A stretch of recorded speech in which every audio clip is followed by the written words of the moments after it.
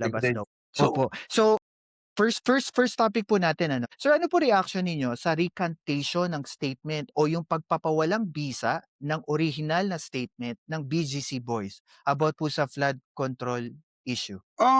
well, pinasinungalingan na 'yan, eh, pinasinungalingan na 'yan nitong si Alcantara mismo at saka yung abogado mismo ni Alcantara, gano'n, eh. At the same Mhm, time, etong si Alcantara, pumunta pa nga sila sa DOJ para dun nga sa ano, dun sa tawag nun, yung sa Witness Protection Program na kanilang hinihingi or hinihiling. Yung recantation, wala daw pong gano'n.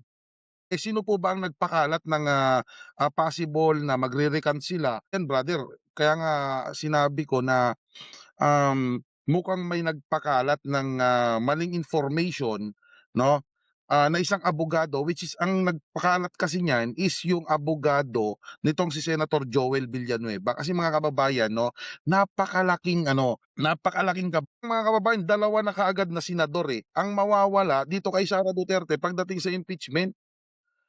So talagang gagawa at gagawa ng paraan itong kampo ngayon or nung kabilang grupo or kabilang kampo para naman kahit papaano, eh, ma-twist na naman yung isip nung mga kababayan natin na "Hoy, magre-recant yung BGC Boys, okey yun, kasi nga guys, sabi nga natin ngayon ang labanan natin ngayon dito sa social media, eh, hindi po siya yung tipong, ang ano bang mga termino, hindi fake news.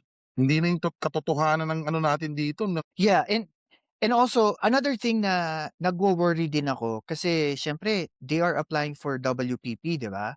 okey, Hindi daw sila nabigyan at tinuloy nila yung recantation and this was like something na narinig ko last week pa and alam ko may mga bago ng lumabas. Ang sabi ni Senator Ping Lacson dito, they will be under the violation of perjury kasi nag-under oath sila, eh, sumumpa. And ang sabi dito, hindi nila po puwedeng ipawalang bisa yung una nilang statement kasi ang sabi ni Senator Ping, nagsoli sila ng pera, eh. Yun pa lang, how can you disprove na nagsoli ka ng pera and then sasabihin mo hindi totoo yung mga sinabi mo? It doesn't make any sense, 'di ba? 100 million, that is, 100 million plus. Well, tulad nga nung sinasabi nga rin ni Senator Ping na yun nga, yung sinasabi mo kanina na talagang kahit na mag-recant sila, makakasuhan pa rin sila, which is totoo naman. Kasi sa totoo lang 'no brother, wala na, eh, nakakuha na sila ng mga documents 'no, na Mhm. or yung mga paper trail na talaga namang nagpapakita na meron talaga silang kinalaman, tapos biglang magre-recant, eh, kalokohan. Kung sa akin nga lang, Mhm.